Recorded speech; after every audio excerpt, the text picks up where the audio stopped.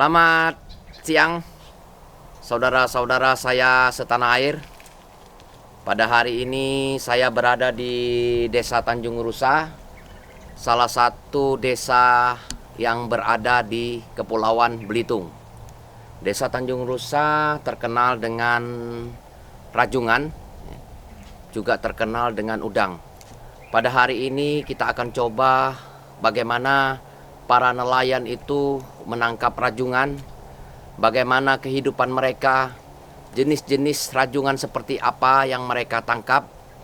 Kita juga ingin melihat sekelumit kehidupan nelayan di Desa Tanjung Rusa. Ya, hari ini kita mulai melihat beberapa nelayan yang lagi menangkap kepiting di Desa Tanjung Rusa. Oke, kita lanjut untuk menuju ke lautan yang agak sedikit lepas.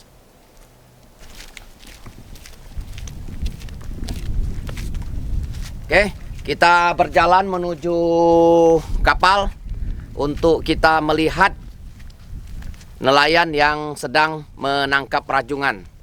Perjalanan kita berkisar waktu antara 30 menit sampai 1 jam. Kita memakai speedboat dengan 2 mesin 45 PK. Mudah-mudahan kita hari ini bisa menemui nelayan yang kebetulan lagi proses penangkapan rajungan yang berbentuk seperti masyarakat di sini bilangnya adalah bubu rajungan. Nanti kita lihat seperti apa cara menangkapnya dan lain-lainnya. Semoga perjalanan kita menyenangkan. Oke? Di kawasan Demasur, satu kawasan rekreasi yang saya lihat, kawasan Demasur ini adalah kawasan yang personal ya.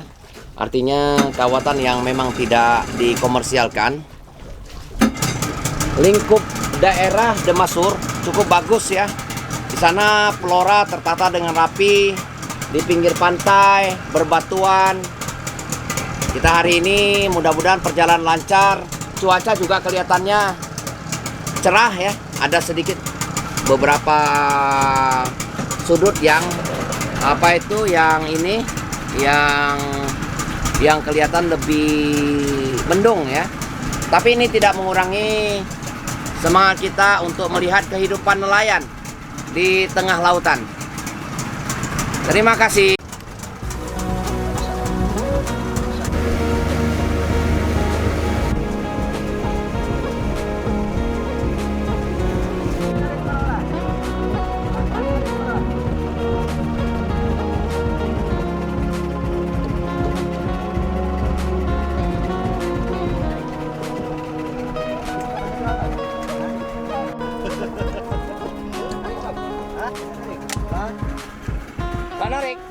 Sampai di salah satu nelayan di Desa Tanjung Rusa. Kita nanti coba mau mengikuti jejak bagaimana dia memasang perangkap ya, kalau umumnya di desa sini mengatakan itu adalah bubu. Nanti kita lihat saat dia menangkap rajungan atau kepiting. Dan nanti juga mau bertanya pada nelayan apa-apa yang kelihatannya menjadi kendala pada nelayan umumnya di sini. Oke, terus kita melihat kegiatannya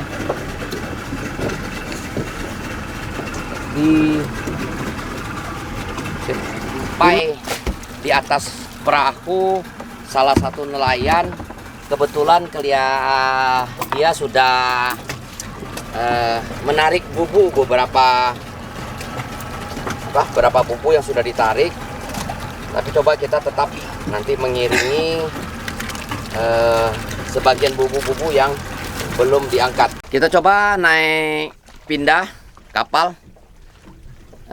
Izin tadi sudah sama Bapak nelayan untuk pindah ke kapal nelayan untuk menyaksikan secara sungguh-sungguh proses penangkapan rajungan. yang menjadi komoditi andalan di Desa Tanjung Rusa. Prosesnya kita lihat pelan-pelan.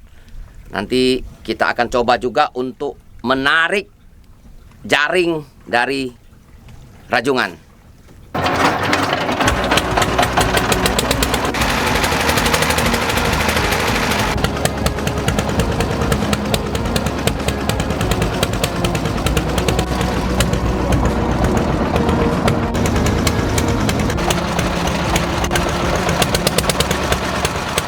Pak, terima kasih Pak, kita sudah diperbolehkan berkunjung ke kapalnya Bapak. Kita kebetulan ingin melihat kehidupan nelayan. Dan hari ini kita alhamdulillah bisa bertemu Bapak, bisa melihat cara Bapak menangkap rajungan yang menjadikan satu komoditi andalan di Desa Tanjung Rusa. Pak, bisa cerita Pak sama kita Pak, tadi Bapak datang ke sini jam berapa? Jam berapa Pak? Kira-kira setengah 3 malam lah. Setengah 3 malam. Sebelumnya kenalkan Pak, Bapak siapa namanya Pak? Saya Bapak Munawir. Biasanya dipanggil, kalau di kampung sih biasanya dipanggil Pak Tuyu. Pak Tuyu. Pak Tuyu. Munawir. Iya. Oh, tadi Bapak dari sini datang jam 3 pagi Pak ya? Jam 3 pagi. Oh, belum jam 3 pagi pulang dulu atau memang tetap sampai saat ini jam 10 Bapak? Apa dari jam 3 pagi sampai jam 10? Dari jam 3 pagi sampai jam 10 belum pernah pulang. Wah, luar biasa Bapak ya, mengarungi satu kehidupan luar biasa. Pak, Bapak bisa cerita Pak, kira-kira Pak, ini gimana cara proses untuk rajungan ini Bapak, menangkap rajungan ini seperti gimana Pak caranya Pak? Kalau seandainya kita yang masak, kita pasang, nanti talinya kita lempar ke laut kan ini. Laut ya. Terus di sini kasih umpan kayak gini. Ini kan umpan. Terus ini umpannya kasih yang sudah plastik. Disiapkan Pak ya umpannya ya. Pak ya. Yang udah kita siapin ini umpannya. Terus kita lubangin di sini. Agar supaya ini bau dari ikan ini keluar gitu. Oh iya. Jadi kita lubangin gini. Terus kita pasang. Nanti kita tutup. Kita tutup. Kepitingnya masuknya dari mana Pak? Nah ini kan yang kita sebut injap bubu ya. Iya. Nanti kepitingnya masuknya dari sini lah. Dia bisa masuk terus keluarnya nggak bisa. Dia masuk dari sini. Ini jamnya ke bawah ini nanti. Iya. Ya, masuk bisa, keluar nggak bisa. Iya. Ya. Pak, tadi Pak kita kan beberapa kali Pak ya, waktu kita ini bubu namanya Pak ya. Bubu. Waktu bubu tadi kita beberapa kali narik, tadi mungkin ada 10 bubu kita tarik. Nggak dapat satupun kepiting Pak ya. Hanya satu rajungan yang kecil yang tadi dapat Pak ya. Nah, kalau kelihatan Bapak, kalau dari mulai pagi tadi bekerja jam 3 pagi, terus datang ke laut, itu kira-kira habis berapa Pak modalnya Pak? Paling sedikit sih sekitar 80 atau sampai 100.000. Oh, berarti 100.000 Pak ya? Sampai hari ini Bapak dapat berapa kilo Pak kira-kira Pak? Ya, kalau untuk hari ini saya rasa paling banyak itu 1 kilo dagingnya. 1 kilo dagingnya Pak ya? 1 kilo daging. Ya, 1 kilo dagingnya itu berapa ini Pak? Berapa nilai uangnya Pak kalau dijual Pak? Kalau kita kupas ini kan, kalau kepiting biasanya kita kupas sampai ke rumah, kita kupas kan. Oh, direbus. dikupas ya Pak ya? Direbus, dikupas, terus nanti baru kita jual. Itu biasanya dikasih harga 260.000 1 kilo. 260.000. Kalau Bapak tadi dapat 1 kilo kepiting Bapak, kira-kira jadi kupasnya itu berapa Pak? 1 kilo kepiting.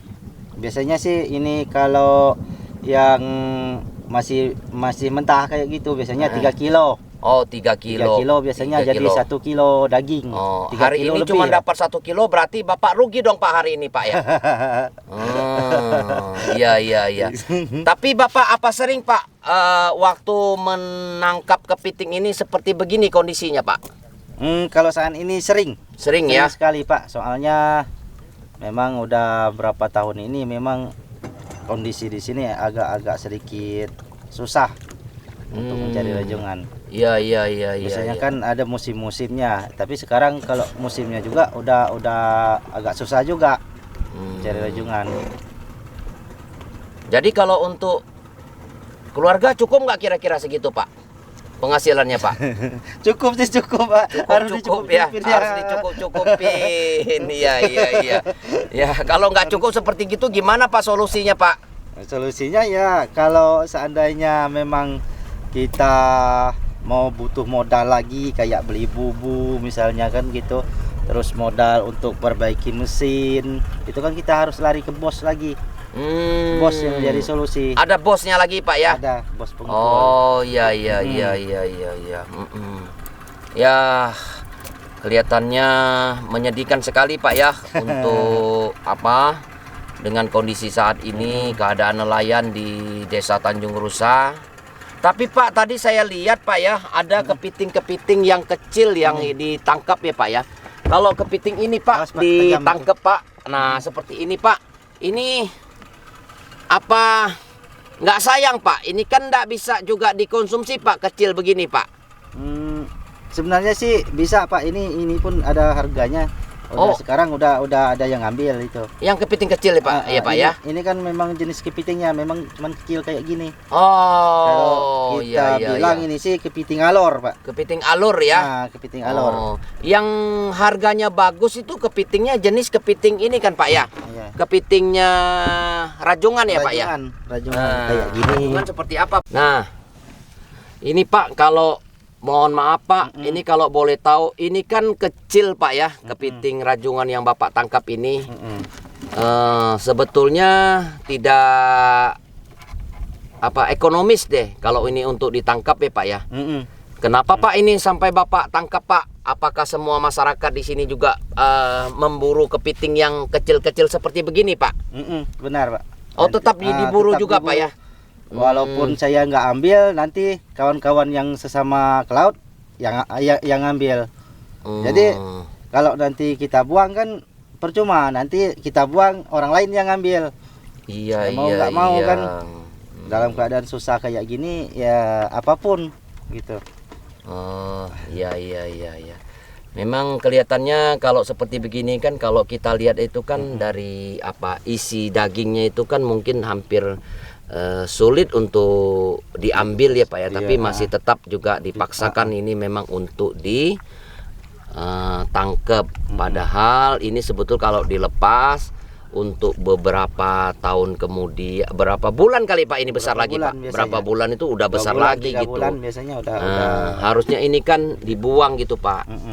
Makanya sekarang ini kan kalau Bapak tadi menangkap kepiting itu yang hasilnya sedikit ya memang kelihatannya agak sedikit terlalu ekstrim ya untuk diporsir ya untuk menangkap hal-hal yang kecil-kecil seperti gini. Harusnya kan ini dilepas agar bisa untuk beberapa bulan kemudian kita bisa tangkap kembali. Ini sayang ya. Ya. Pak di sini nanti tidak ada solusi Pak untuk yang seperti begini Pak, untuk kita lakukan mungkin saat ini ditangkap ada teknik Pak. Memang seperti mungkin untuk pembesaran dulu Pak kira-kira yang kecil-kecil gini, jangan yang kecil-kecil gini tidak dikonsumsi Bapak. Ada teknik nggak kira-kira Pak ini Pak untuk kita perbesar dulu Pak? Kalau untuk teknik kami memang dulu pernah ngerjain, memang yang kayak gini itu memang cepat besar Pak. Bisa jadi besar. Cuman kendalanya tadi ekonomi. Kendala ekonomi nanti kerjanya waktu kerja itu nggak dapat duit, sedangkan orang di rumah butuh duit gitu. Jadi nggak dilanjutin lagi. Memang bisa dibesarin Pak ini. Cuman kan kalau dibesarin masih butuh waktu gitu. Jadi Bapak harus mendapat uang hari per hari untuk kehidupan ya Pak ya. Itu. Oh iya. Kalau menternak ini dulu kan belum dapat hasil kan. Masih membutuhkan beberapa bulan begitu Pak ya. Betul. Iya. Jadi harus ini Bapak ini sebetulnya pingin melakukan pembesaran kepiting ini yang mana hasil tangkapannya masih kecil, sebetulnya bisa ini untuk dibesarkan dalam beberapa bulan. Hanya karena faktor ekonomi lah yang ini tidak bisa terrealisasikan. Yang mana Bapak ini membutuhkan uang untuk kehidupan setiap hari. Kalau Bapak melakukan, siapa nama Pak? Bapak Munawir. Nah, kalau Pak Munawir ini, Pak Tuyul ini, kalau memang dia melakukan ini, artinya nanti 3 bulan yang akan datang dia akan dapat uang. Seperti gini. Dan mungkin Bapak ini juga mungkin tidak mempunyai modal untuk membuat lahan atau area pembesarannya. Ya. Jadi ini harus ada solusi ini ya. Mungkin dari pemerintah daerah nanti akan mensolusikan ini. Tapi coba nanti saya akan berusaha Pak ya untuk bisa mengedukasi masyarakat agar untuk rajungan-rajungan yang kecil seperti gini ya toh jangan ditangkap. Nah, kalaupun memang ditangkap, kalau bisa itu harus dilakukan pembesaran. Nah, ini sih yang harus kita kasihkan solusi untuk nelayan yang ada di Desa Tanjung Rusa. Bapak ada anak Pak? Anak saya 2 Pak. Anak 2, masih sekolah Pak? Sekolah semua. Bapak gimana Pak kalau hasilnya cuma 100.000 kadang-kadang nggak dapat untuk nyekolahkan anak, gimana itu Pak? Iya, nanti kita itu tadi ke bos tadi. Ya pinjam dulu hutang ya Pak ya. Iya. Nanti jadi kita bayarnya cicil gitu. Iya. Karena rata-rata kalau masyarakat sini memang bernaungnya sama bos pengepul itu. Nanti dia yang kasih modal, kita yang kerja gitu. Iya. Jadi ini Pak mungkin nanti Pak ya kita bersama-sama Pak. Saya Joni Alamsa juga merupakan putra Belitung ya. Terhenyak juga hati melihat kehidupan nelayan khususnya di Desa Tanjung Rusa yang menjadikan komoditi dan sandaran hidup adalah sebagai nelayan rajungan ya, yang kita lihat jauh daripada harapan untuk bisa mencapai taraf hidup yang normal ya, kita tahu penghasilan mereka yang tidak pasti, terkadang ada, terkadang tidak, sehingga coba kita harus memberikan edukasi untuk masyarakat di sini, harus bisa memberikan bantuan pada masyarakat di sini untuk bisa membudidayakan pembesaran rajungan-rajungan yang masih kecil seperti gini ditangkap ya. Banyak Pak ya kira-kira Pak ya dapat seperti begini Pak ya? Banyak. Rata-rata biasanya sih memang saya kayak gini dapatnya Pak. Waduh, seperti begini. Seperti begini yang ditangkap ini. Masya Allah. Pak, saya terima kasih Pak, tapi saya berjanji Pak untuk bisa kita mencoba Pak ya. Bapak Tuyul, kita mencoba nanti membudidayakan ya hasil tangkapan yang kecil-kecil ini agar kita bisa lakukan pembesaran ya Pak ya. Ya mungkin akan bisa menambah taraf hidup daripada nelayan-nelayan yang di Tanjung Rusa ya. Kita coba bisa jadikan contoh untuk kita lakukan pembesaran ini. Insya Allah mungkin dalam waktu dekat Pak ya. Saya coba untuk bisa berkonsentrasi membantu nelayan yang ada di sini. Hari ini saya kasihan sama Bapak ini penghasilannya hanya beberapa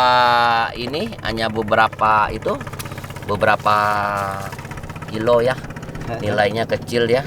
Coba lihat hasilnya hanya seperti begini, kecil ya.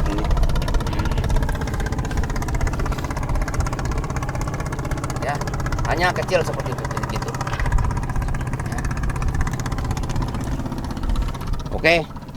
Nah, Pak, kita terima kasih Pak, Iya, sudah diperbolehkan ikut untuk melihat Bapak menangkap rajungan. Pak, titip salam Pak, ini buat anak di rumah ya Pak ya. Terima kasih Pak ya. Terima kasih banyak Pak. Ya, Ini, makasih ya, makasih Pak ya. Oke, terima kasih Pak. Ya, Izin saya berjalan kembali Pak untuk melihat nelayan-nelayan yang lain Pak ya. Iya Pak. Oke. Ya.